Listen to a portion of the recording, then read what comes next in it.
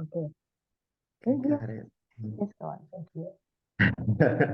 Halo teman-teman, selamat malam di sana, apa kabar? Silakan. Baik, Hai Baik. Kak, malam. Baik malam, dari malam. Indonesia. Halo. Ya, waduh seneng banget hari ini dikasih kesempatan lagi sama Bu Evi gitu kan untuk sharing-sharing pengalaman mungkin ya. Perkenalkan, nama saya Alfian Ade Erwansyah, but you can call me Alvi or Vian lebih gampang di sana. Karena di sini bule susah banget ngomong Vian, like wah. Terus Ryan itu enggak terlalu bagus kalau Ryan. Jadi manggilnya Alvi aja gitu kan. Kadang aku juga ngomong, do you know the chipmunk, right? Um, Alvin. Oh, Alvin Chipmunk. Ya, you can call me Alvin is fine. Kadang seperti itu. Jadi apa aja mau panggil bebas. Kebetulan I used to be Mahardika student as well. Class for 2018, I believe. Yeah. 18? Oh, Oh ya, 18. 18 ya. Well, yeah. Hmm. Startnya di 2018. Kayak 2 tahun sebelum COVID ya. Terus I used to be economic major, management. Terus Bu Evi ini dosen favorit saya yang sudah memberikan spotlight luar biasa gitu. We used to be together for doing a lot of different things other than common student. We used to be going together to a conference in Bangkok, presentasi bareng di Bangkok gitu. It's been an honor. Terus we used to be hosting ASER gitu kan, dan pengalaman yang luar biasa juga buat saya waktu itu karena kan notabene sebagai undergrad ya, S1 gitu kan, sebagai apa sih namanya host dan sempat juga diberi kesempatan oleh Bu Evi untuk jadi speaker, dan audiensnya waktu itu luar biasa, dari University of the East, Philippines waktu itu, dan ada beberapa juga dari Malaysia ya kalau nggak salah ya. Thailand ada, Iya, Malaysia. Thailand juga ada. Waktu itu lumayan Australia. masif gitu kan. Jadi Oh. ya, dan waktu jujur sih waktu itu memang pertama kali sih apa sih namanya untuk jadi event di international conference seperti itu. Tapi it was a blast gitu kan. Dan it was a good experience, dan berharap sih nanti bakal ada undergrad baru gitu kan, bibit baru yang bisa ngisi acara tersebut gitu kan, mau dapat spotlight atau mau ambil spotlight untuk bisa lebih expose lagi tentang dirinya gitu. Saat ini I'm currently an MBA student in Oregon State University. Kalau tahu Oregon itu, jadi dia di West Coast di bawahnya Seattle. So kalau kalian suka sepatu Nike, headquarternya Nike itu like 2 hours away from my campus gitu. And banyak banget kayak HP.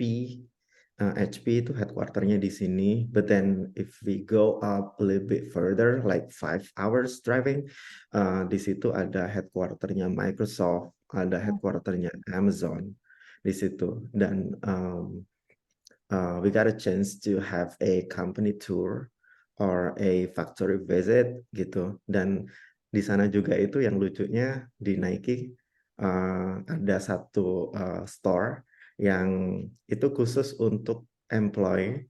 Kalau kita masuk itu otomatis dapat 50% any item. Iya, baru semua, bukan yang ini ya last season ya, tapi baru semua. Back to the education that I'm taking right now. So I'm taking MBA focusing on marketing. karena memang I'm pretty much a marketing and sales person, jadi pengen dapat idea lagi lebih banyak di sini untuk nanti bisa di-share ke teman-teman atau ke Indo gitu ya. Karena di Indo kebetulan saya juga I have my own company, so I'm the CEO of one of the tech startup company in Surabaya headquarter.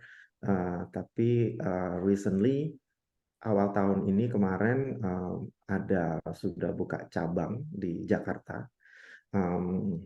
We used to be pretty small. We used to be pretty small, but then right now it's around like 30 employees. Jadi kita lumayan berkembang. It's been a blast too. It's been massive juga dari sisi revenue, exposure-nya juga. Kantor kita di Jemur Sari, apa?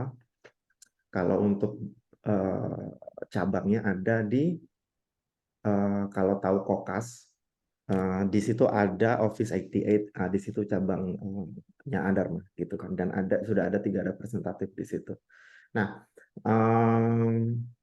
pretty much itu ya my background.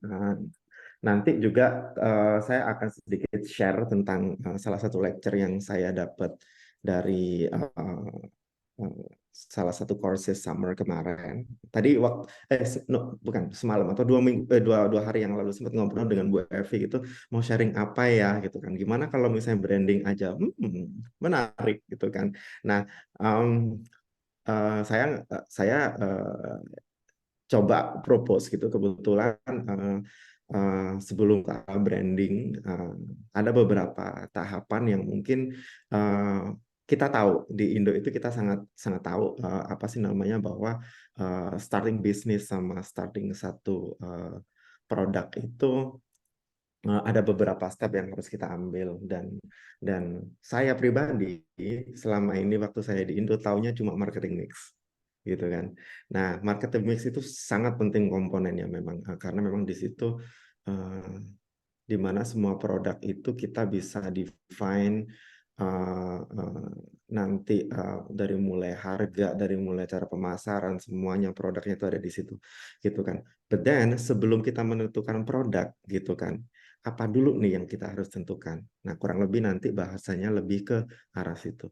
Jadi initiate sebelum marketing mix itu seperti apa. Sebenarnya ini juga part of the marketing strategy before the business or the product launching juga sih gitu. Itu sih. Jadi feel free aja untuk diskusinya nanti kita bikin interaktif aja. Tanya jawab, mau tanya seputar sekolah boleh, mau tanya seputar usaha boleh gitu kan. Mau tanya seputar corporate world juga boleh. I've been working in industry around 12 or 14 years. I think 14 years. Nah, ya 14 tahunan kerja jadi hamba corporate gitu kan. Sebelum end up menjadi alhamdulillah business owner gitu kan, business startup gitu. Jadi it's pretty much kalian bisa tanya apapun di sini gitu kan. Oke. Pun nanti kalau misalnya ada mau yang didiskusikan, silakan raise your hand gitu kan. Kalau di tengah-tengah waktu saya menjelaskan juga boleh, atau nanti in the end of the session juga bakal ada tanya jawab. Kalau misalnya malu, silakan ketik di chat box juga nggak apa-apa, gitu ya. Tanyanya boleh Terus, dalam bahasa Indonesia ya. oh boleh pakai bahasa Rusia, bahasa Prancis juga boleh gitu. Bahasa Ada Nuwunandi master ya boleh ya. bahasa Thailand juga boleh. Bahasa candi. Bahasa Candi juga boleh. Oh ya, saya ini lahir gede di Candi. Keramaian kalau tahu. Wong Candi. Nah, mungkin ada Gitu, jadi tetangganya. ada Candi people di sini, ada Candi. Gitu. Nah, itu kurang lebih. Oh ya, nanti in the end of the session jangan live dulu gitu ya. Saya ada game, saya ada Kahoot, ada Kahoot yang nanti hadiahnya GoPay. Terus juga saya nanti akan pilih satu pertanyaan paling bagus gitu kan untuk mendapatkan GoPay. Gitu ya. Gitu. Oke, let's get started.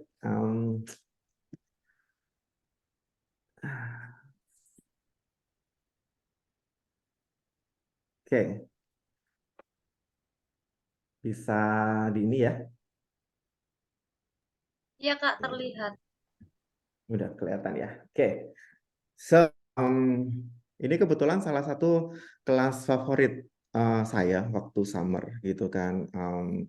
Harusnya kemarin tuh pulang, tapi karena ngejar lulus cepat ya, ngejar lulus cepat, so I took 8 week instead of 12 weeks. Dan itu harus kalau nggak salah kemarin itu 12 credits. Jadi kelasnya itu hampir tiap hari, hampir tiap hari. Nah, untungnya kemarin ya agak surprise juga gitu kan, profesornya kemarin yang ngajar pada saat summer semuanya itu orang-orang industri, they've been doing their own stuff for like more than 10 years, 10 or 20 years I believe, and then most of them juga own their own business juga gitu kan. Terus most of them juga sudah PhD, jadi pengalaman yang mereka berikan ke kita itu nggak sekedar pengalaman teori gitu kan, semuanya lebih ke praktikal.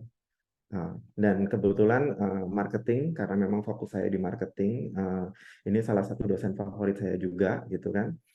He used to be an international student as well. He's Taiwanese gitu kan. Jadi dia cerita juga pertama kali untuk 1 tahun pertama, he's been struggle a lot to use English, right? Because like di sini tuh challenge-nya kita kita semua sama gitu kan.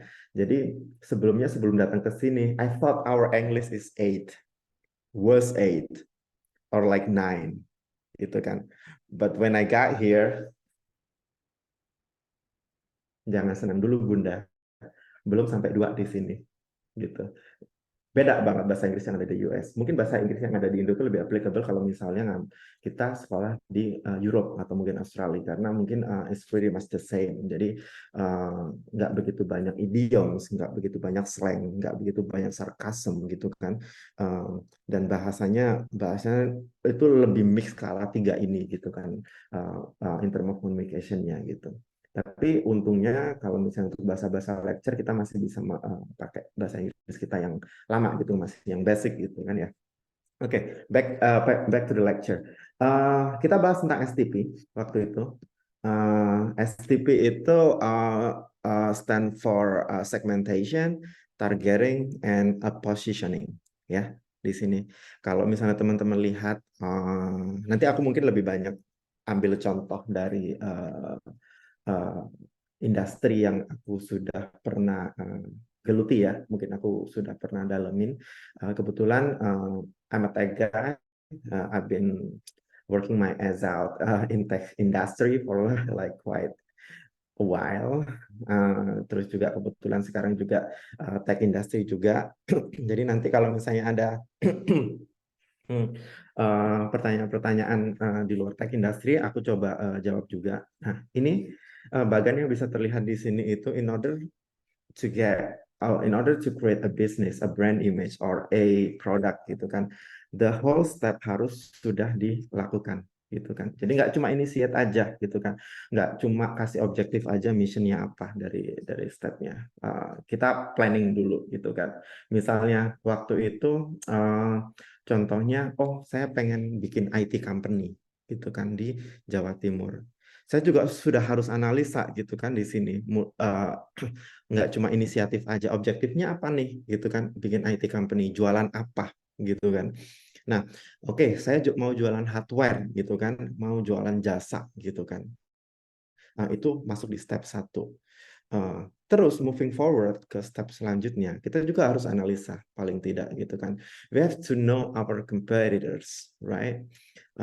Dengan kita juga harus analisa di situ SWOT analysisnya, strength-nya kita, dari mulai faktor internal, strength sama weakness-nya kita, dengan resource apa saja yang saya punya waktu itu, dengan produk apa saja yang saya sudah kuasai saat itu, gitu. Terus dengan apa sih namanya, skill set apa saja yang tim saya sudah kuasai waktu itu semua kita masukkan, kita analisa di situ. Terus juga kita harus identify juga weakness dari kita sendiri gitu kan, dalam artian oh kita small company nih, kita masih belum punya exposure, kita masih belum punya tim gede gitu kan, dari sisi capital juga kita terbatas gitu kan, dari sisi kredit gitu kan, ini yang paling penting. Kalau kita ngomong masalah bisnis B2B gitu kan, kita ngomong masalah modal ya, kita ngomong masalah credit limit, kita ngomong masalah pembiayaan di sini kan, kita juga lihat gitu kan, credit limits kita ke distributor atau mungkin ke supplier misalnya, ngomonglah kita dagang sabun gitu kan, kita juga punya credit limit sebelum sabun yang kita jual itu aku habis gitu kan ya. Nah, terus kemudian kita juga melihat faktor eksternal gitu, opportunity apa yang kita bisa lihat di situ, gitu kan. Kenapa saya bikin IT company tersebut? Oh, ternyata dari 100 waktu saya pertama kali bikin ada 100 company dengan NIB yang sama. NIB itu nomor induk badan ya. Jadi kalau misalnya ngomong sama-sama company, kita bikin PT nih, kita bikin PT, terus sama-sama ada tender gitu ya. Kita mau dagang apa gitu. Saya bisa jualan iPhone gitu kan. Apakah yang lain nanti bisa jualan? Nah, kalau misalnya NIB-nya sama gitu kan, mereka semua 100-100-nya bisa jualan. Terus apa nih yang kita bisa banggakan? Nah, kita bahas nanti gitu. Apa diferensiasinya dari saya over the other 100 kompetitor yang ada di Jawa Timur tadi gitu. Terus kita juga ngomong masalah threat eksternal, apa sih namanya, faktornya, threat-nya gitu. Dengan kita masuk ini, kita join the force nih, kita join the competition nih over apa sih pemain-pemain lama, dan kebetulan memang pemain IT itu di sini itu nggak, di Surabaya terutama nggak ada yang di bawah 5 tahun. Mereka at least itu 10 tahun ke atas umur company-nya gitu. Gitu. Nah, balik lagi saya ngelihat threat tadi sebagai opportunity juga gitu kan. Oh, IT company di sini ternyata gap-nya terlalu jauh ya. Gitu kan. Mereka semuanya itu sudah 10 tahun lebih gitu kan. Nah, otomatis mereka ada beberapa segmen pasar itu yang mengalami kejenuhan di situ gitu kan. Ngomonglah masa dari sisi gap employee-nya aja. Pemain-pemain IT di apa sih namanya, Jawa Timur. Oh ya, just for the background, I used to be a distributor. Jadi waktu itu klienku itu adalah company-company yang sekarang itu jadi kompetitor saya, gitu kan. Jadi kurang lebih saya juga udah melihat mereka demografiknya itu seperti apa dari sisi salesnya, dari sisi apa sih namanya, ownernya gitu kan. Nah, gapnya nih, kebanyakan mereka tuh umurnya 50 tahun ke atas, 45 tahun ke atas. Nah, generasi 45 tahun ke bawah ini nggak ada satupun yang punya IT company di Jawa Timur.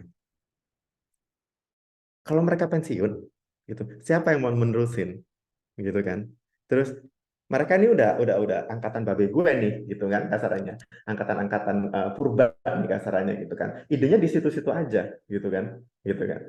Nah, sedangkan ide-ide fresh itu sekarang dimiliki oleh milenial sekarang, angkatan-angkatan 40 ke bawah, gitu kan. Nah, IT manager atau pekerja IT yang ada di korporasi, ya, yang tinggi-tinggi itu sudah pada pensiun semua. Orang-orangnya itu semua pada 40 tahun ke bawah semua gitu kan. Nah, otomatis dari sisi umur, dari sisi demografik tadi kan, kita lebih nyambung ngobrol sama IT manager tadi daripada angkatan babe gue yang tadi apa sih namanya, yang sudah bangkotan tadi kasarannya seperti itu kan. Bahasanya lebih matching kita gitu kan. Nah, dari sini juga ini ide simple waktu saya inisiat itu kan. Oh iya ya, IT itu nggak sekedar di sini orang pakai backpack terus habis itu ngejelasin tentang teknis gitu. Kita juga bisa put lifestyle di situ. Kita bisa put young blood di situ kan. Apa kabar kalau misalnya Yongblat ini mau belajar dan dan bisa menyampaikan pesan tentang IT industry lebih light, lebih chill, lebih present gitu kan, lebih saat ini gitu kan dibanding dengan kompetitor yang sudah ada di market gitu kan. Seperti itu. Kita juga harus analisa itu tadi. Kita analisa di situ tadi sebelum akhirnya kita bikin produk, ya. Kurang lebih seperti itu. Nah, bikin produk itu pun nggak gampang. Kalau kita lihat di bagian di sini ya, saya pribadi cuma tahu marketing mix. Kita define produknya apa, kita define harganya berapa, gitu kan? Kita define place-nya berapa, di mana, gitu kan? Cara kita pemasarannya, terus promosinya seperti apa, gitu kan?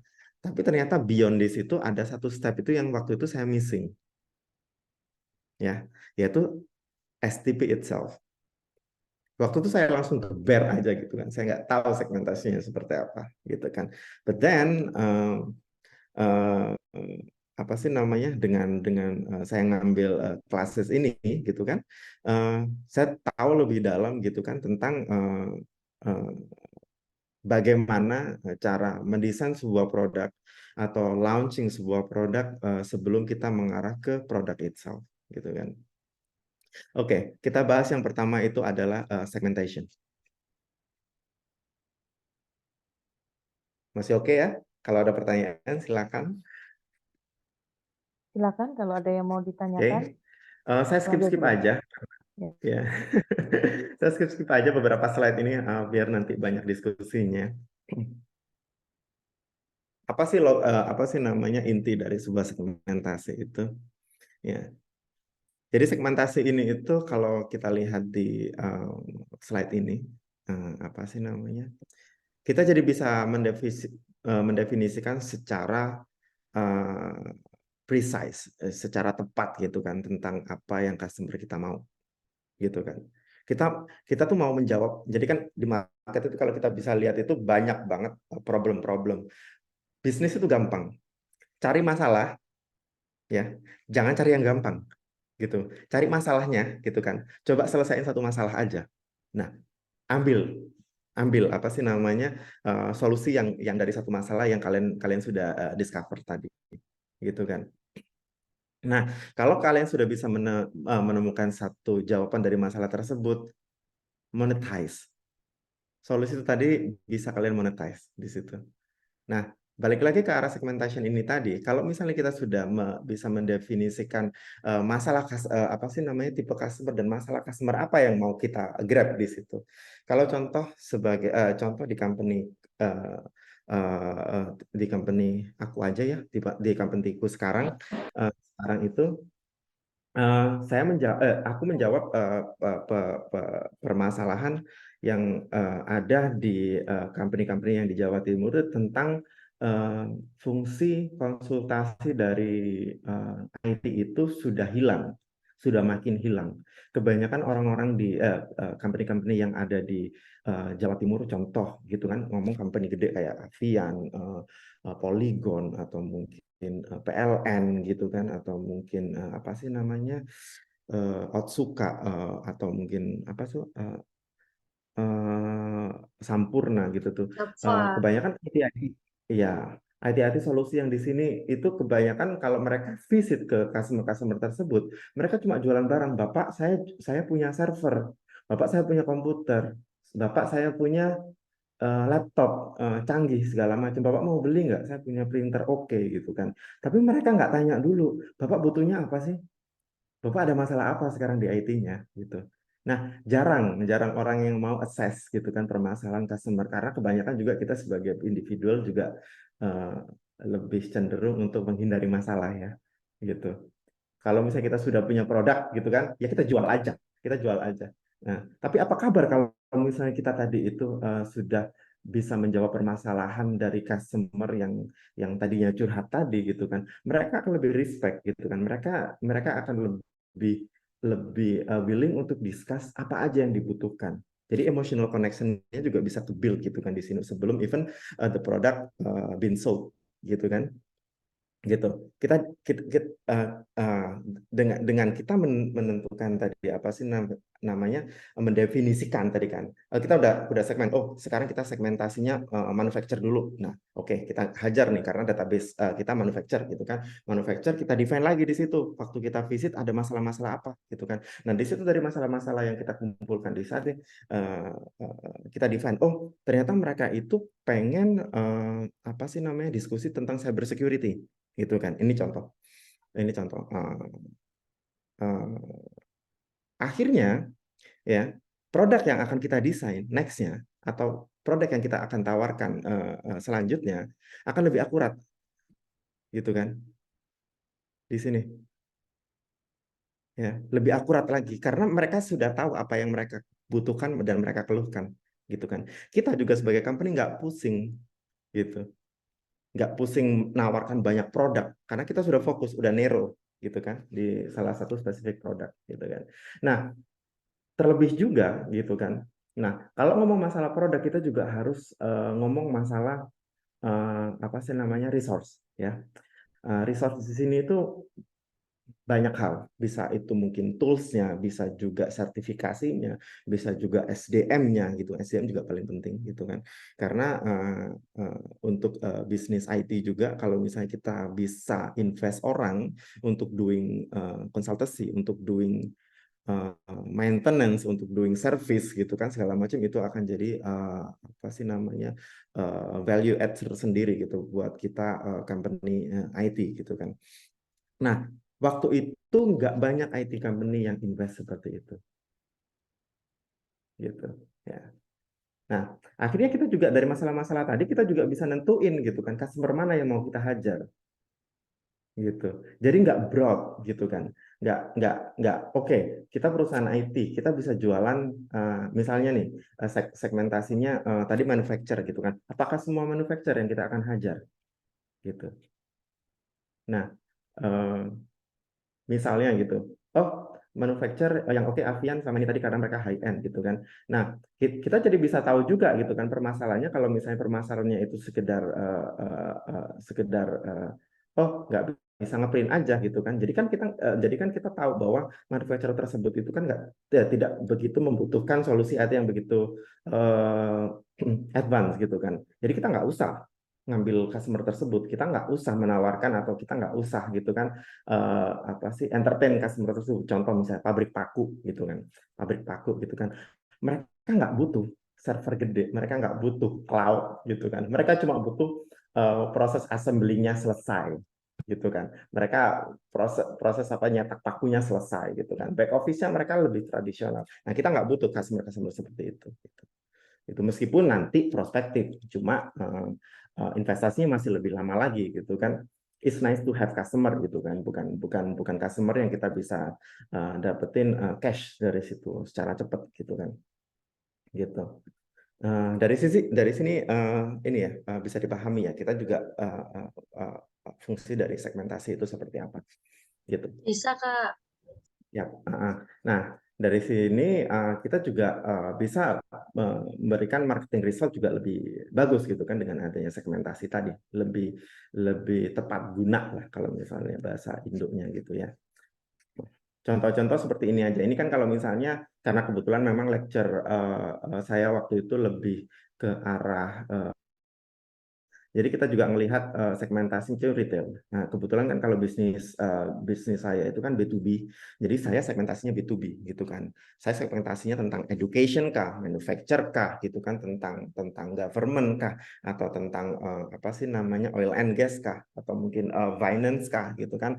Kita punya segmentasi sendiri-sendiri dan dengan solusi yang sendiri-sendiri. Karena kita sudah kelompokkan tadi masalah-masalah sendiri-sendiri di situ, akhirnya bisa menelurkan produk solution tersendiri-sendiri gitu, yang kita bisa put nanti di apa sih namanya, company profile yang waktu kita sodorkan nanti pada saat kita visit gitu.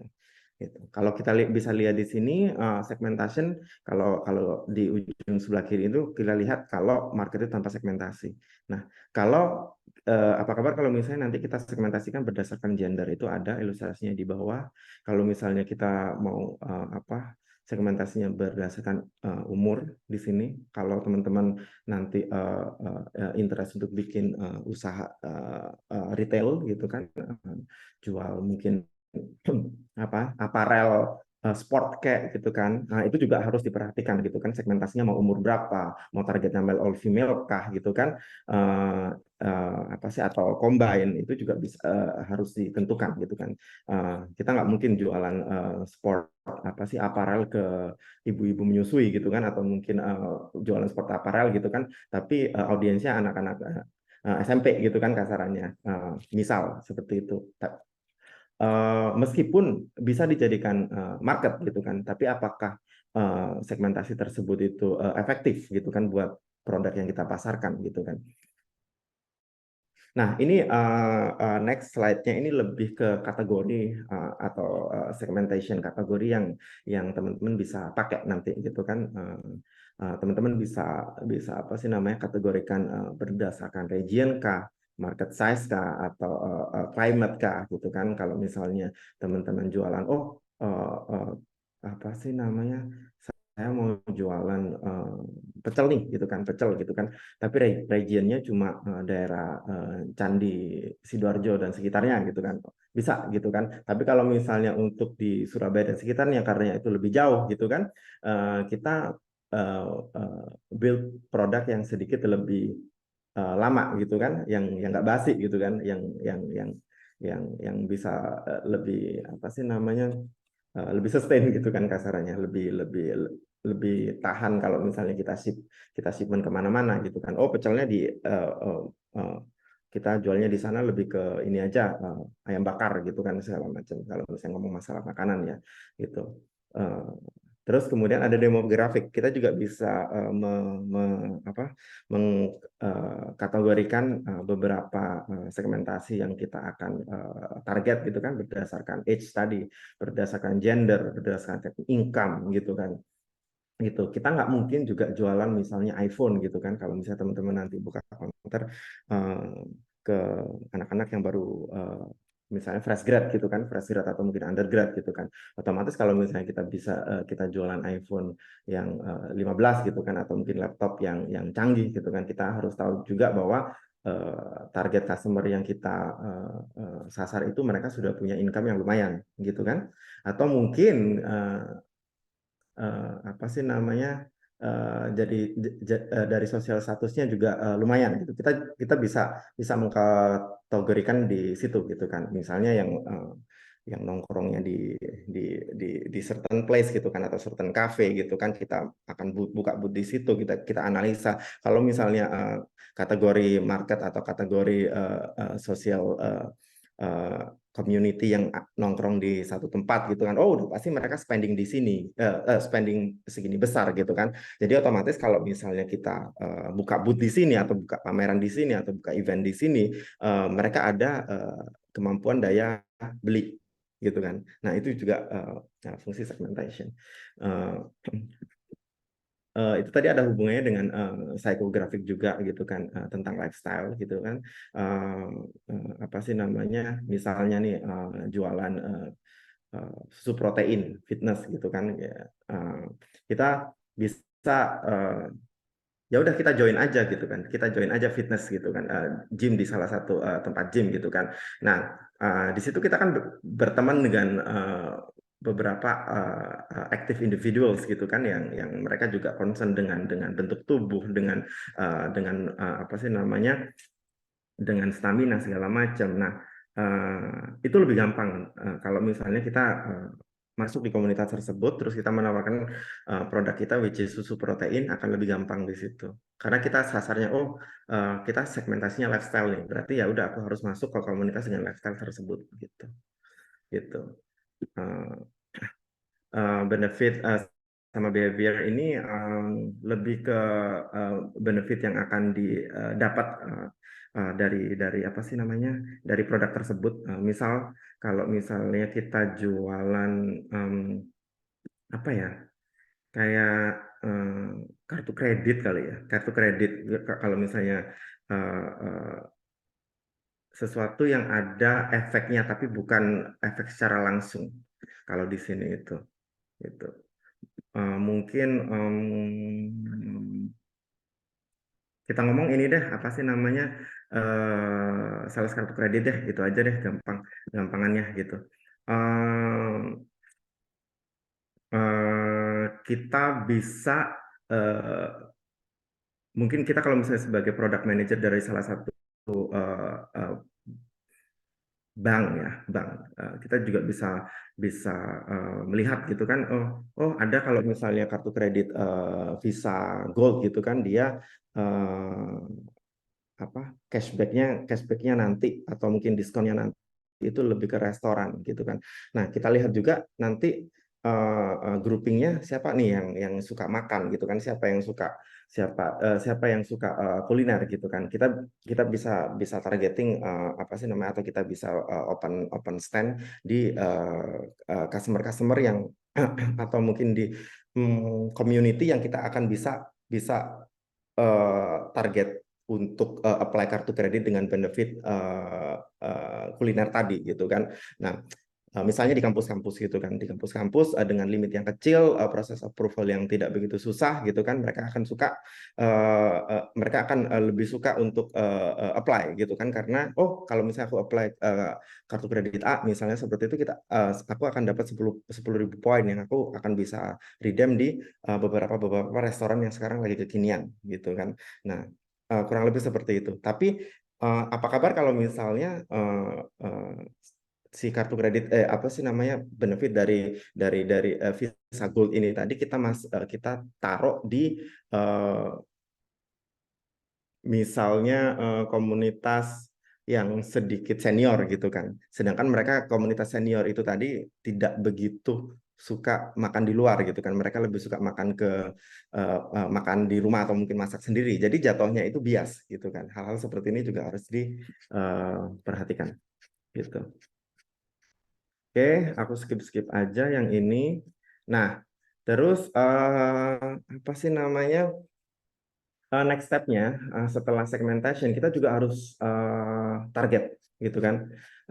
Di sini itu setelah kita paham segmentasinya gitu kan, target mana yang akan kita mau hajar gitu kan. Kita nggak mungkin dari semua segmentasi ini tadi itu hajar semua target, karena kemampuan dari suatu perusahaan atau kemampuan dari suatu individual gitu kan dalam hal membuat suatu produk itu biasanya terbatas oleh kapital gitu kan. Semakin banyak segmentasi yang kita sasar atau semakin banyak segmentasi yang kita target gitu kan, otomatis kita juga harus invest dari sisi resource-nya, dari sisi kapitalnya, dari sisi effortnya, dari sisi energinya, dari sisi dari sisi market nanti apa sih namanya promosinya gitu kan. Kita targetin gitu kan. Untuk di sini kalau ngambil contoh dari company saya pribadi gitu kan, saya sekarang targetingnya kebanyakan itu education ya, kebanyakan education, tapi saya tidak menargetkan education yang swasta gitu kan. Nah kebetulan nih gitu kan, Mahardika bukan customer saya gitu, tapi customer saya apa sih? Kenapa? Ya, nanti kalau misalnya dari diskusi ini teman-teman bisa assess sendiri gitu kan, kenapa Mardika nggak masuk di target marketnya Adharma gitu kan, kasarannya. Itu. Uh, Kebetulan uh, hampir top 10 public university yang ada di Jawa Timur itu sudah jadi customer-nya Adharma, baik itu UNESA, UNER, ITS, apa sih namanya, UIN, Malang Brawijaya gitu kan, UNM, terus Jember dan beberapa politeknik negeri gitu kan. Nah, Kenapa saya target university itu instead of university yang lain gitu kan? Ubaya juga besar gitu kan. Tapi kenapa saya nggak jualan di Ubaya gitu kan? Petra juga besar gitu kan. Tapi kenapa nggak jualan di situ? Karena apa? Mereka uangnya dari yayasan gitu. Ya, kalau misalnya kita udah tahu segmentasinya ini tadi, uangnya dari yayasan.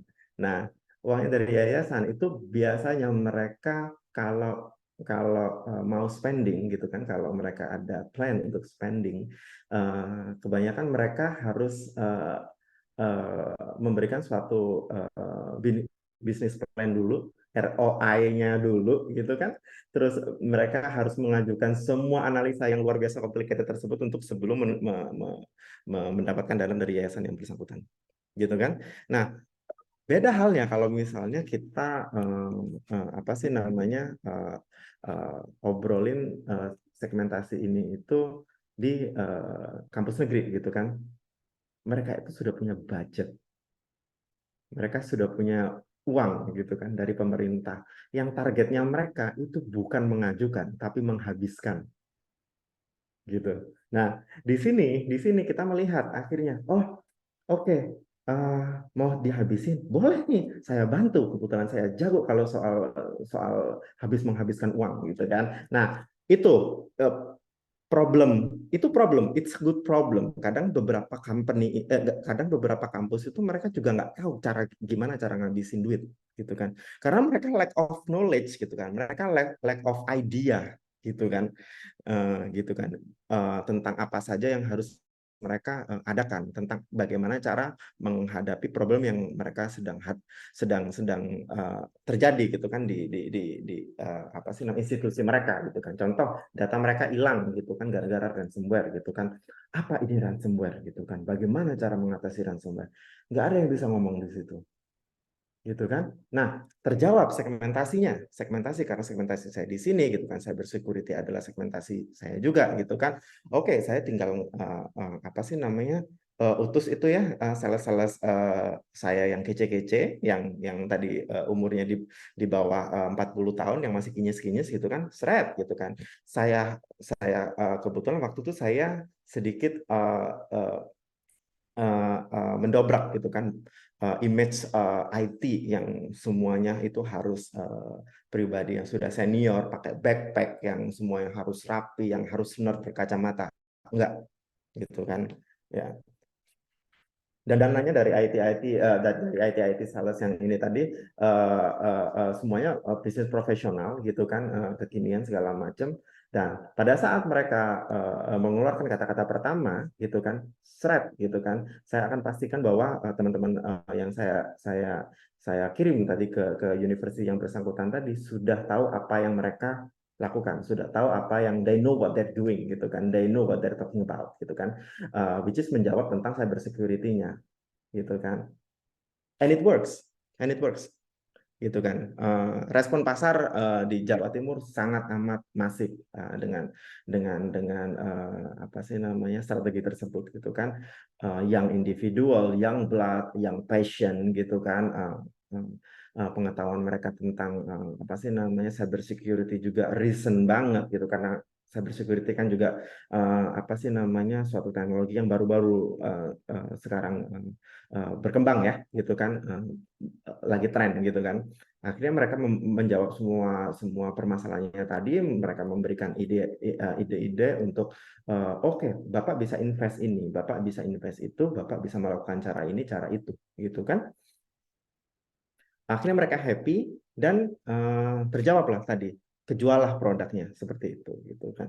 Nah, balik lagi ke yang tadi ke segmentasi pasar tadi antara public university dengan private university tadi, yaitu tadi kita juga harus tahu dengan research, kita research juga apa sih namanya sumber dana yang mereka dapat itu dari mana gitu. Once kita tahu sumber dana yang mereka dapat itu dari mana, kita juga akan lebih leluasa untuk memberikan apa sih namanya solusi. Apakah saya tidak jualan di university private gitu kan? Yes, tapi UMM gitu kan. Ada salah satu private university di Malang, tapi beda hal. UMM ini source-nya juga sedikit luar biasa in between antara public dengan private gitu kan. Ini soal masalah apa sih namanya pride gitu kan, antara satu warna dengan warna yang lain seperti itu gitu kan. Jadi kecenderungan kalau misalnya, nah kebetulan warna yang lain juga customer saya juga gitu kan. Jadi kalau misalnya pas jatuhnya kita memberikan teknologi yang dipunyai oleh warna A gitu kan adalah seperti ini gitu kan. Jadi mereka akan sangat amat apa resisten dia akan sangat amat apa sih namanya kebal kalau misalnya terhadap serangan-serangan terhadap data. Mereka juga dari sisi teknologi lebih mutakhir gitu kan. Akhirnya ketika saya bring up tadi resource-nya tanpa saya harus memberikan bahwa mereka itu juga customer kita gitu kan, ke warna yang tadi gitu kan, dari sisi apa sih namanya individual tadi kan, dari sisi pride mereka, oh nggak bisa dong kalau warna ini punya juga saya harus punya gitu kan mereka ngomong lah ke yayasan gitu kan, duitnya ngocor lah setelah itu. Nah kurang lebih seperti itu, assessment seperti ini yang kita bisa lakukan gitu kan, untuk memancing dari satu lembaga ke lembaga yang lain bagaimana mereka mau invest terhadap sesuatu gitu. Nah, tidak melulu soal age, income, gender, tapi memang kita juga harus menentukan gitu ya. Kalau misalnya kita jualan retail, karena bisnis Adharma kebetulan itu lebih ke arah B2B, jadi kita approach-nya juga beda gitu. Dan for me myself, I'm not a retail guy. Jadi mungkin kalau misalnya penjelasan retail saya juga sedikit bias gitu. Itu kurang lebih. Nah itu terus apa sih namanya?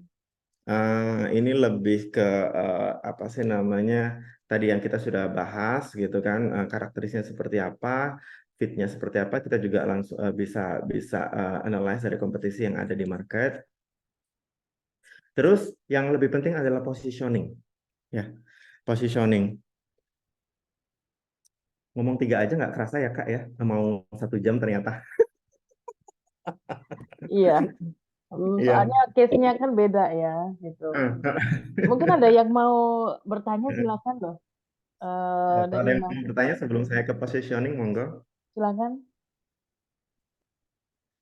Dari semester 5, ini kayaknya ada gabungan dari semester 5 juga. Semester 7, semester 5 nih yang jualan di PKM, silakan. Semester 7, Carmila tadi, nggak mau nanya. Ya, Bu. Oh, saya mau dengerin sampai selesai dulu sih, Bu. Oh, Nanti baru oke. tanya. Ya, Iya. ya. Mantap. Oke. Oke. Terima kasih. Oke, let's moving forward to the positioning, gitu kan. Oke. Positioning ini yang paling penting, karena ini soal masalah psikologi, soal masalah bagaimana teman-teman nanti kalau misalnya punya brand sendiri, bagaimana customer itu perceive atau melihat brand teman-teman ini nanti over the other competitor gitu kan. Teman-teman buka kopi gitu kan, atau buka boba gitu kan, atau mungkin buka snack gitu kan. Nggak hanya sekedar enak, nggak hanya sekedar unik gitu kan. Cuma value apa yang teman-teman bisa tanamkan di situ, yang bisa membawa brand teman-teman tadi itu lebih superior dibanding brand-brand yang lain gitu kan. Kalau misalnya kita lihat contoh di sini gitu kan, air di sini gratis. Saya minum ini dari keran langsung keran, semuanya diminum, klek selesai, gratis toh. Dan apalagi semua air yang ada di Oregon sama Seattle itu di sini purity-nya sudah terjaga ya, jadi bisa langsung diminum gitu. Nah tapi kenapa ada orang yang masih jualan air minum juga gitu di Oregon gitu, kurang lebih seperti itu. Nah Nah, kalau kita lihat di sini juga, ini kenapa juga kita lihat ini sekedar air nih, di ada $5 air nih. Tapi ternyata ada air juga yang harganya itu $1.000 gitu di sini. Atau mungkin Equil lah, atau mungkin semuanya yang ada fancy water gitu kan, yang apa sih namanya, yang isinya juga sama-sama air. Ya terserah mereka mau kasih elektrolit atau apa segala macam, isinya juga air aja gitu kan. Tapi kenapa mereka bisa bisa punya harga yang begitu masif gitu kan, sedangkan kita kalau misalnya compare dengan tap water itu dengan value zero gitu kan, mereka berani untuk memberikan value yang tinggi gitu kan di sini. Nah, hal-hal seperti ini tuh yang bisa memberikan pembeda gitu kan, atau diferensiasi gitu kan dari produk teman-teman dibanding sama yang lain gitu kan. Contoh, teman-teman bikin kopi gitu kan, sudah banyak nih sama Starbucks gitu kan. Starbucks kece gitu kan. Mungkin rasa kopinya teman-teman tuh lebih baik gitu kan daripada Starbucks. Tapi kenapa mereka atau orang-orang lebih masih pilih Starbucks gitu kan. Di sini kan ada faktor pride-nya kan yang dijual gitu kan. Ada faktor kemasan gitu kan, ada faktor apa experience gitu kan yang ada yang bisa dijual gitu kan di situ. Mungkin teman-teman bisa kasih juga experience apa nih kalau misalnya si teman-teman mau decide untuk membuka satu brand baru gitu kan, nggak hanya sekedar kopi, nggak hanya sekedar enak, nggak hanya sekedar murah gitu kan di situ. Nah, kalau contoh di sisi B2B dari saya pribadi gitu kan yang tadi saya sudah sampaikan, 100 company yang ada di Jawa Timur gitu kan, semuanya bisa jualan server, semuanya bisa jualan printer, semuanya bisa jualan laptop atau MacBook gitu kan. Tapi di sini saya berani kasih harga tinggi gitu kan. Semua customer Adarma itu tahu kalau beli di Adarma itu mahal gitu. Semua tahu gitu kan. Karena mereka tahu karakteristiknya saya secara pribadi dan lifestyle saya secara pribadi dan lifestyle company secara korporasi gitu kan. Karena apa? Saya mau invest sales yang kece-kece ini tadi gitu kan. Ada harganya nih make up sama foundation ini yang mereka pakai. Kasarnya seperti itu. Mereka harus paham itu gitu kan. Ada harganya nih fashion yang mereka pakai pada saat mereka visit ke customer gitu kan di situ. Ada harganya pada saat mereka ngobrol, mereka nggak cuma ngomong masalah mesin, mereka bisa ngobrol soal keluarganya mereka bisa ngobrol soal apa sih namanya film, mereka bisa ngobrol soal social status atau mungkin event atau Udah konsep. pernah. Ya, kurang lebih seperti itu gitu kan. Terus itu yang pertama, terus yang kedua gitu kan. Pada saat mereka Ada lo gawe ning tasmu. Dan Wahyu. Kalian dimut aja di mute langsung. Ya, oke. Oke, cool. Ya. Ya, oke. Saya lanjut ya. Apa sih namanya? Ada harga pada saat customer tadi itu sudah ngomong masalah problemnya mereka dan terjawab. Ada harga pada saat mereka sudah beli, terus kemudian mereka ada kesulitan untuk mengoperasikan komputer tersebut. Kita ada standby engineer, kita ada standby consultant, kita ada standby apa sih namanya individual gitu kan yang untuk menjawab semua problem-problem mereka gitu kan. Gitu. Nah, hal-hal tersebut ini tadi itu yang menjadikan value tersendiri, gitu kan, yang menjadikan Adarma juga positioningnya beda, gitu kan. Kita bisa dibilang ini baru tahun kelima, tapi secara positioning kita bisa confident bahwa kita itu top 3 di Jawa Timur, gitu kan. Dan top 3 ini kita juga sudah disandingkan dengan company-company yang sudah 20 tahun lebih, gitu. Ya, karena itu tadi kita membuat satu image bahwa customer kita itu perceive kita itu punya satu value proposition tersendiri gitu. Jadi berapapun harga yang kita kasih, asal Adarma yang jual gitu kan, mereka akan happy di situ gitu. Mereka akan merasa oh ya udah deh, kan ini kan bukan investmentku juga kan, ini kan investment company kan, gitu kan. Yang penting saya sebagai IT manager di sini kalau misalnya ada problem gitu, saya bisa tanya Adarma kapanpun gitu kan, tanpa di charge gitu kan. Mereka juga punya engineer yang masih muda, energik dan punya international certification gitu kan. Jadi saya yakin problem saya ini akan terselesaikan gitu kan. Masalah investment itu urusan company gitu kan. Kurang lebih seperti itu. Gitu. Itu positioningnya. Bagaimana kita membuat suatu warna sendiri gitu kan terhadap brand yang kita berikan gitu kan. Nah, kalau kita lihat di sini tuh positioning kalau misalnya untuk barang-barang retail ada beberapa hal yang kita bisa lihat idenya di sini gitu kan. Nah, semua yang ada di sini itu merek deterjen gitu kan. Tapi pasti teman-teman juga udah tahu gitu kan, kapan beli deterjen untuk pemutih, kapan deterjen untuk yang pewarna, kapan beli deterjen untuk yang barang-barang wall gitu kan, kapan beli deterjen untuk barang-barang yang apa sih namanya cotton gitu kan.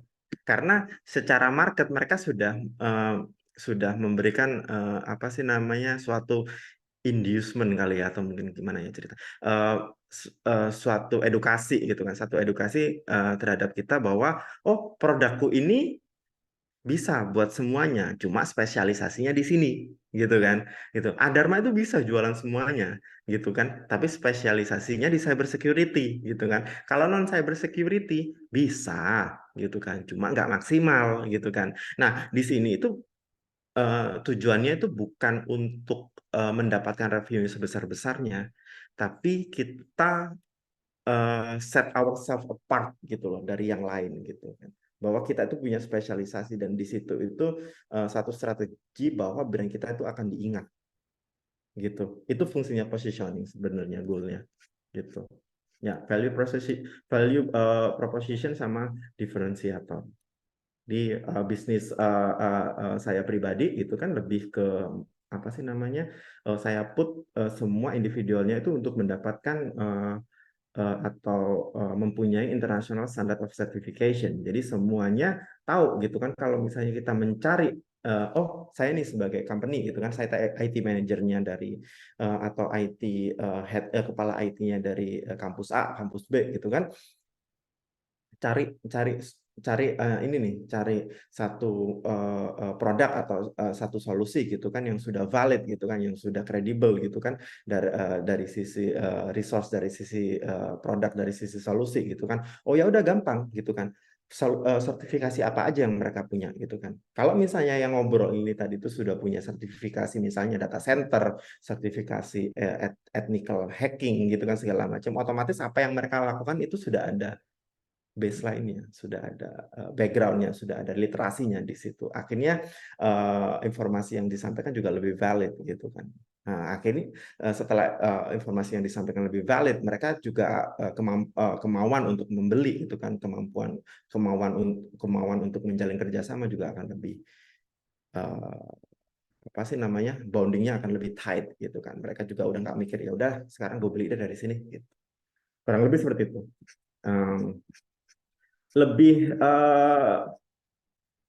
lanjutnya sih sebenarnya ini contoh-contoh aja sih, kalau misalnya positioning statement gitu kan, kalau misalnya kalian mau bikin usaha itu kan, paling nggak kalian bisa membuat satu kalimat ini gitu kan. Misalnya nih, for target market apa namanya yang mempunyai masalah atau opportunity seperti apa, produknya teman-teman tadi adalah solusi apa yang mempunyai perbedaan apa, nggak seperti apa sih namanya brand-brand pada umumnya. Bisa dikasih contoh gitu kan, produk kita mempunyai keunggulan seperti ini gitu kan. Kalau kalian sudah bisa membuat satu statement ini, berarti produk kalian bisa dibilang sudah ready untuk dijual. Tapi kalau misalnya teman-teman itu belum bisa membuat satu statement seperti ini, berarti produk kalian itu masih belum punya positioning atau masih belum jelas target marketnya di mana, dan belum tahu juga segmennya ke arah mana. Mending di hold dulu gitu. Kalau kalau sudah bisa define seperti ini gitu kan, ini contohnya seperti ini. Ini teman-teman nggak bakal tahu ini angkatan angkatan dulu waktu Iya, zaman saya iya, masih sebelah iya. pinggir. Gitu. Itu ya. Kurang lebih seperti itu. Apa sih namanya sharing sessionnya. Langsung saya buka pertanyaan sebelum nanti 10 menit kali ya, pertanyaan 10 menit, terus kemudian nanti saya ke Kahoot Games gitu. Semoga bermanfaat buat teman-teman. Oke, thank you. Terima kasih Kak Alfian. Ya, Sama-sama. nah sekarang waktunya untuk bertanya, silakan.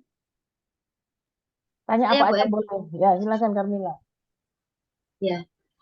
Halo, malam Kak Alfian. Oh, malam. Ini formal ya Kak atau Oh, enggak, bebas, bebas. bebas ya? Ya, We're on the ya same Kak age. Alfian kenalin apa namanya? Saya Carmila, mahasiswa dari Mardika semester 7 dan saat ini saya bekerja sebagai sales representatif di IT Solution gitu. Nah, Hmm.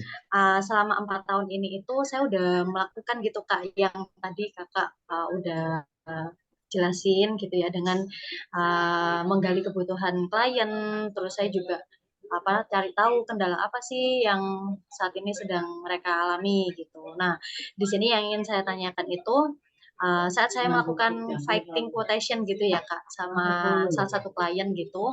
Nah, biasanya itu akan apa namanya menarik kompetitor gitu. Jadi biasanya nggak hanya perusahaan saya aja yang melakukan fight di situ, tapi pasti ada beberapa kompetitor lain. Nah biasanya di step ini itu akan mulai perang harga gitu Kak biasanya. Nah ini juga udah pernah saya tanyakan sih ke Bu Evi, cuman ini beda konteks gitu. Nah di sini itu kan biasanya sales itu memikirkan bottom yang udah dikasih sama kantor gitu kan Kak.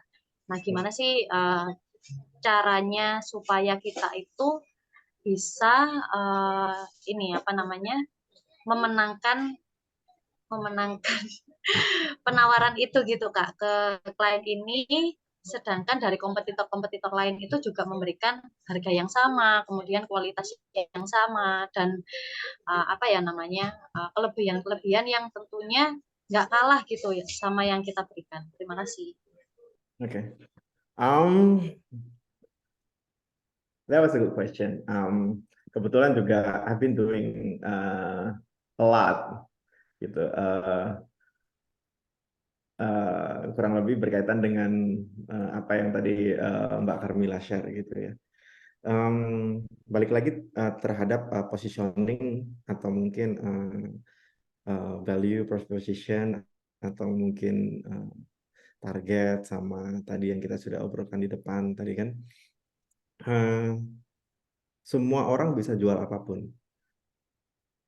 Anybody can sell anything gitu kan segala macam. Kalau misalnya ngomong masalah produk gitu kan quotation atau mungkin misalnya ngomong masalah server A atau laptop B gitu kan, semua dari 100 kompetitor ini tadi itu bisa melakukan quote yang sama gitu kan. Itulah kenapa kita itu harus segmentasi gitu kan. Segmentasi in term of customer gitu kan satu. Terus juga kita juga harus bikin positioning kita itu di solusi apa gitu kan. Semua orang bisa ngomong IT solution gitu kan, tapi nggak semua orang itu bisa ngomong IT enterprise solution gitu. Nggak semua IT company bisa ngomong IT cybersecurity solution atau IT smart data center solution misalnya seperti itu. Ini contohnya aja. Kalau Mbak Kamila tadi ngobrol barang tersebut itu barang komoditas gitu kan, server, laptop segala macam gitu, itu nilai kompetisinya itu sangat tinggi gitu kan. Semuanya akan perang margin, semuanya akan perang apa sih namanya apa feature gitu kan atau services gitu kan. Tapi beda hal kalau misalnya kita datang ke customer gitu kan. Kita memberikan kita ngobrol gitu kan, kita doing assessment di sini. Kita doing assessment, terus apa sih namanya? Setelah kita doing assessment tadi, kita ngobrol soal solusinya, ya. Kita ngobrol soal solusinya, terus kemudian setelah kita ngobrol masalah solusinya, kita mulai solutioning. Nah, di situ sebisa mungkin kita ngobrol dengan tim technical kita atau mungkin kita pribadi selaku sales gitu untuk memberikan satu solusi itu yang benar-benar niche. Niche itu unik gitu. Nah, ketika tadi memberikan solusi yang unik, misalnya nih, customer Mbak udah pasti tahu server ya, gitu kan. Ada kebutuhannya, Bapak, gitu kan, butuh server dengan spek A, B, C, gitu. Nah, semua brand ini bisa pakai spek A, B, C, gitu kan. Tapi beda hal kalau misalnya Mbak menawarkan, oh saya sih kalau misalnya ngomong masalah server saya bisa nih kasih A gitu kan. Tapi ada teknologi baru nih Pak gitu kan. Ada namanya hyperconverged, ada namanya apa sih namanya Blade, ada namanya teknologi converge yang lain gitu kan. Mbak mungkin lebih tahu di sini gitu kan. Contohnya seperti itu. Itu solusi-solusi seperti hyperconverged sama yang lain itu nggak akan biasanya jarang dipunyai oleh orang-orang lain. Atau kalau Mbak sudah memunculkan satu quotation pertama gitu kan, itu kompetitor-kompetitor yang itu akan request hal yang sama terhadap si prinsipal atau distributor yang bersangkutan ini tadi. Which is karena Mbak tadi yang inisiasi, Mbak dapat proteksi harga di sini. Gitu. Tapi beda kalau misalnya barang tersebut barang komoditas. Kalau barang komoditas Mbak nggak bisa ngelok harga di sini. Gitu. Itulah yang memang dibutuhkan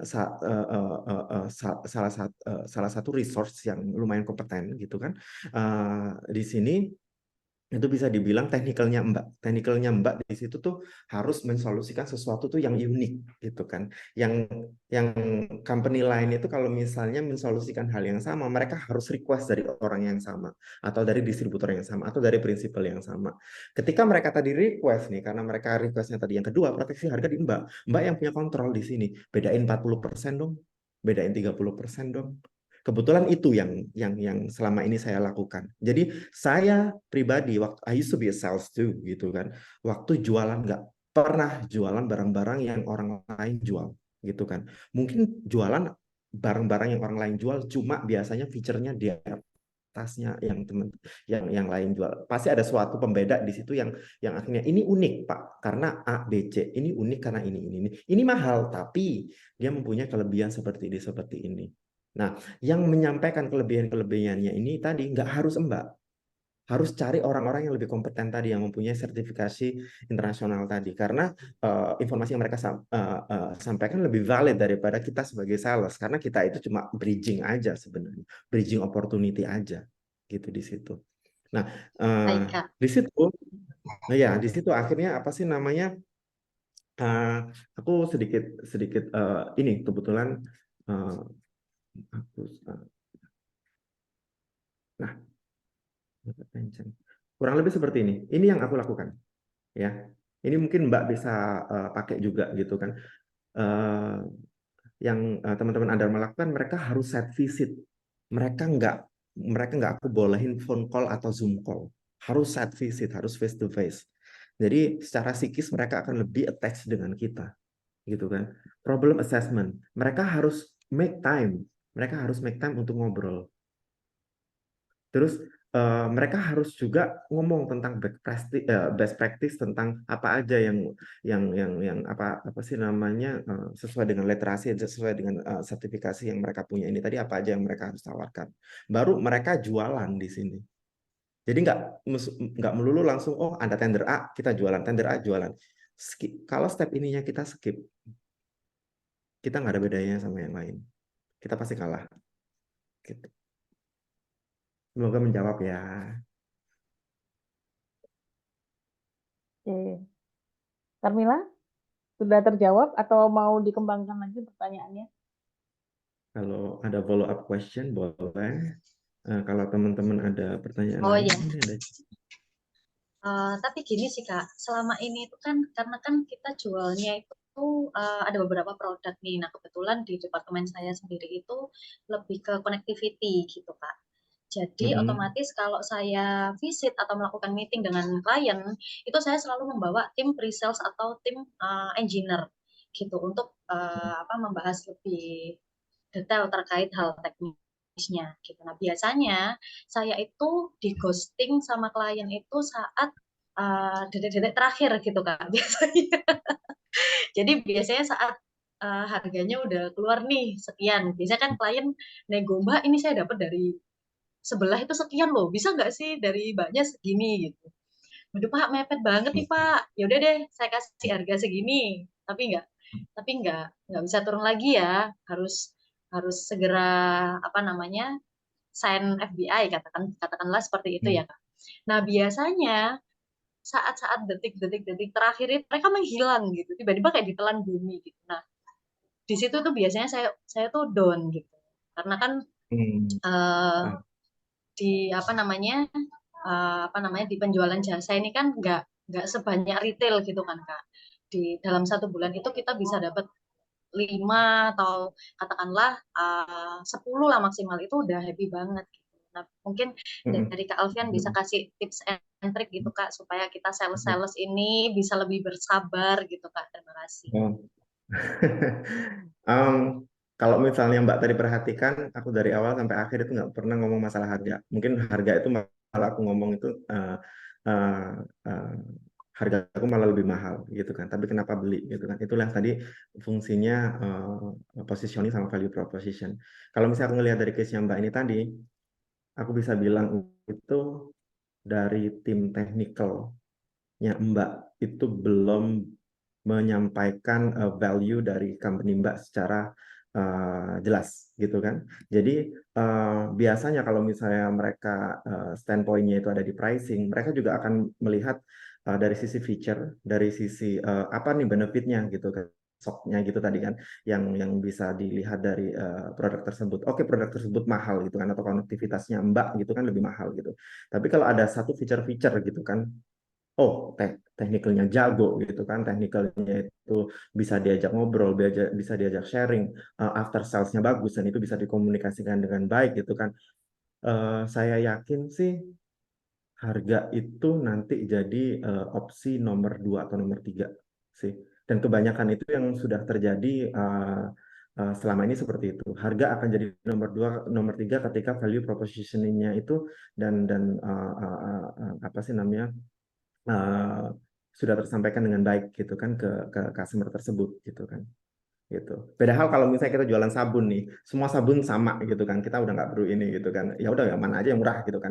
Tapi sabun pun gitu kan, mereka juga punya positioning sendiri-sendiri gitu kan kasarannya.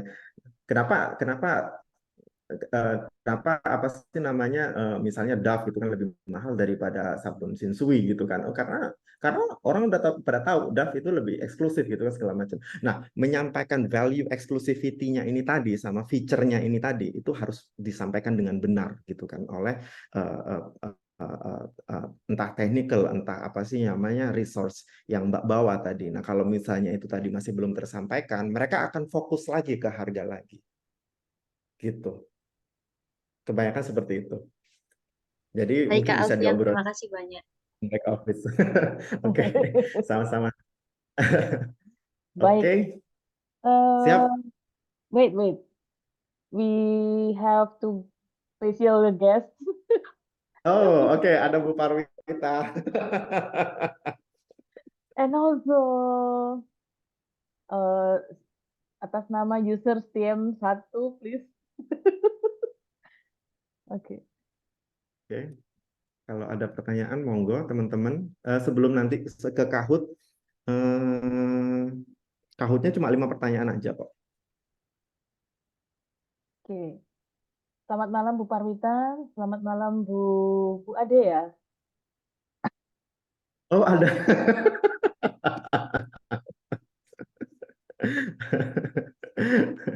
Lewat Lecture. di kelasnya udah Q&A aja. Iya nih, lecture-nya sudah selesai, telat sih gitu. Ah, Ini aku ngitung attendance loh di sini loh. Jadi mohon maaf, saya crashing ya. Crashing. harus ada ekstra ini assignment nanti buat ekstra kreditnya. Kalau nggak saya failin nanti. Oke, mungkin Oke, ada yang ada pertanyaan teman-teman ada pertanyaan lagi? yang dari semester 5 atau dari semester 7? Semester 5 ada nggak? Atau semester 7 semua nih? Dari Bu Parwita mungkin ada yang, Bu Parwita? Selamat malam, maaf baru join Bu Evi, jadi Oh, masih melihat jalan ceritanya Iya. karena sama-sama ada kelas. Oh iya. Kalau dulu Alfian yang menjajah kelas Bu Parwita, sekarang Bu Parwita yang masuk diam-diam gitu kan. Gila. Diam-diam mau mengikuti ini bagian dari ilmu-ilmunya ini. Aduh, masih cupu Bu saya. Malah praktisi ini lebih ini dalam kalau praktisi gini ini. Iya. Ya Bu Evi, saya ini dulu Ya. memantau sebentar. Masih ada waktu berapa lama? Oh, ini mau game sih sepertinya. Oh, gitu. Oke, Mau oke. join gamenya? Boleh? Oke, Bu Ade, Bu Par? boleh. Saya start dulu. Oke, yang lainnya silakan siap ya. Eh, untuk gamenya, Sri Wahyu. Oh, oh. Wah, seru sekali nih ya. Sebentar, harus pindah ke laptop nih. Enggak, di HP juga bisa. Jadi teman-teman bisa akses ini ya. eh, HP kurang canggih.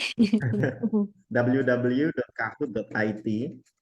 Ini bisa langsung dimasukin di browsernya aja. Apa sih namanya?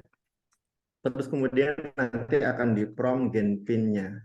Game pin-nya bisa langsung dimasukin game pin yang ada di layar di sini. Gitu. Pertanyaannya cuma 5 apa 6 gitu. Pemenangnya nanti bisa dapat satu reward yang tadi sudah saya sebutkan di awal apa sih lecture gitu. Eh, Kita sudah dapat Thomas.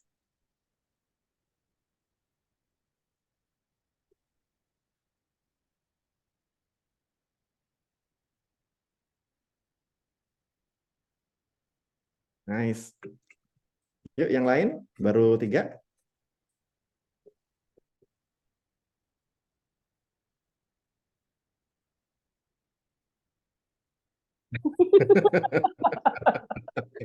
Oke.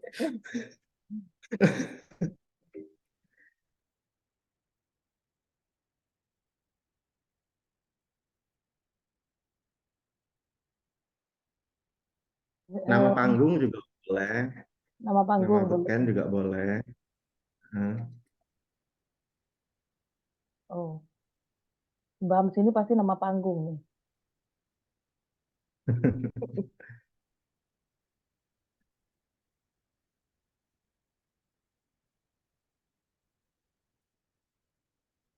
Eh, Oke, kita tunggu. Masih 9 nih. Yang lainnya kemana? mau ditunggu 1 menit lagi? Silakan join. Ya, boleh. Boleh. Nunggu 1 menit lagi boleh. Silakan join. Duh, kok jadi 8? Belum. Oh, hilang 1. Yang ketendang tadi. Eh, Tidak ada punishment untuk yang nanti nilai skornya 0 kan ya? Enggak.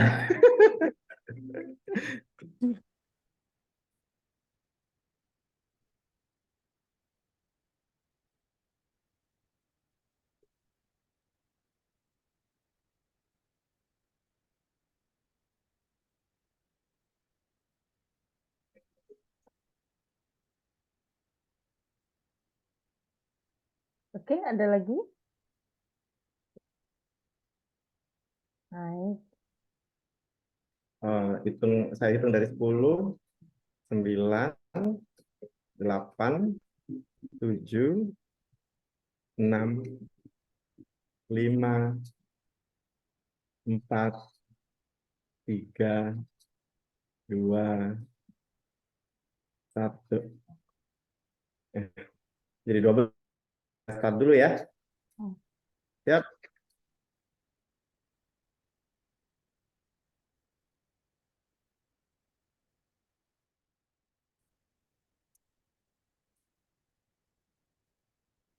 Saya. Wah, berat. Oke. Oh,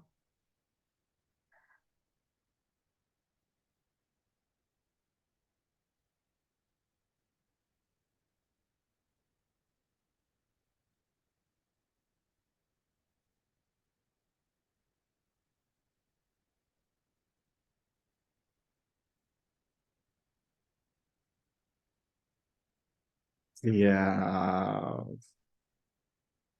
Yang benar adalah color, ya. Karena warna tidak masuk di market segmentation. Nanti jatuhnya kita rasis lagi. Nggak boleh ya. Terus, next question. Oke. Yang nomor 1 nggak kehitung ya. Nggak usah gitu, nggak usah gitu, nggak usah. Oke. Fokus dari target market.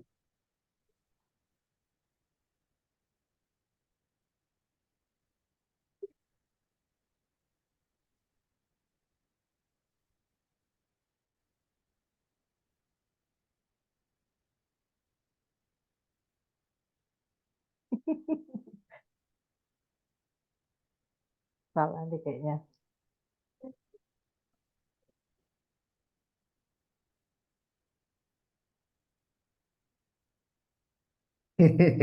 Target market itu untuk grouping. Jadi segmentasi. Segmentasi target market mana yang harus kita nanti ambil. Kalau kita mau launching produk atau bikin satu bisnis lain ya. Gitu. Tapi yang benar kok cuma 2 nih. Waduh. Oke. Next. Next. Nggak, cuman ini aja refresh.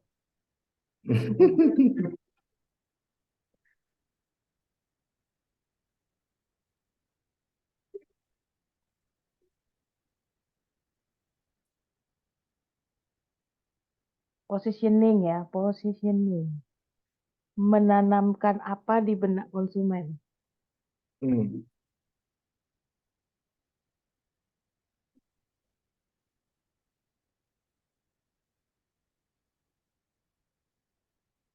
Ya, ada yang jawab domination juga nih. Ya teman-teman, jadi goalnya positioning itu untuk memberikan suatu pembeda ya, pembeda apa sih namanya produk kita dibanding sama produk kompetitor ini seperti apa gitu.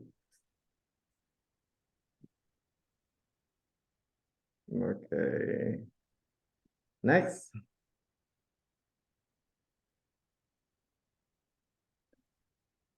Psikografik, gitu. Psikologi, faktornya apa?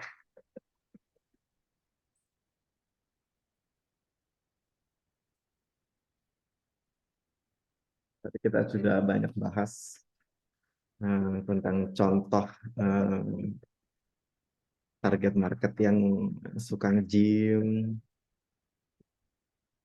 active individuals, gitu. Oh, kayaknya saya nih yang jawabannya salah nih. Harusnya lifestyle, oke? Jadi nomor 4 ini saya bonusin aja ya nanti ya. Yeay. Sip. Oke, nomor 5 ini pertanyaan terakhir.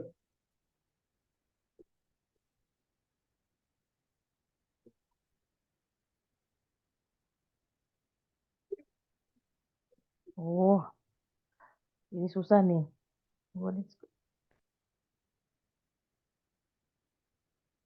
Jadi apa nih yang bisa apa sih namanya dihasilkan dari segmentasi yang efektif?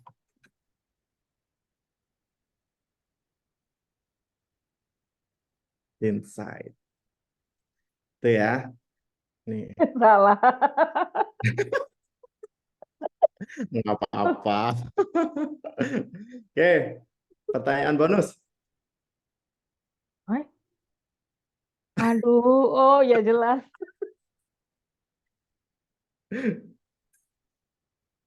Kalau sampai salah kebangetan nih.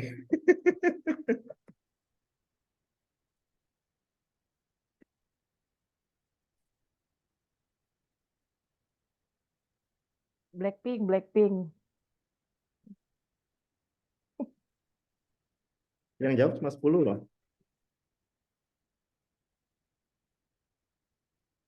Oh. Li.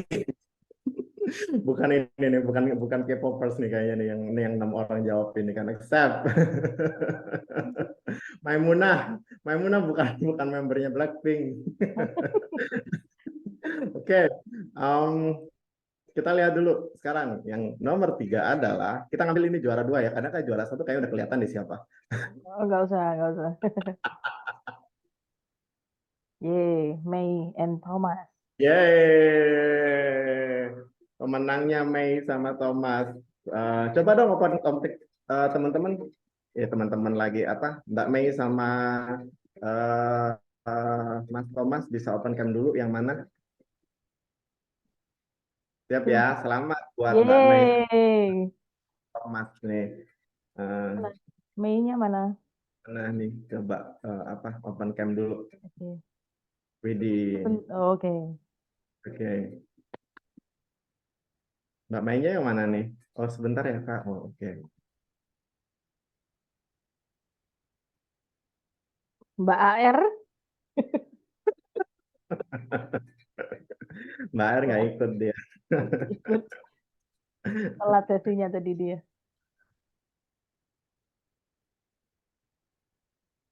Oke. Mei lagi di, oh mungkin,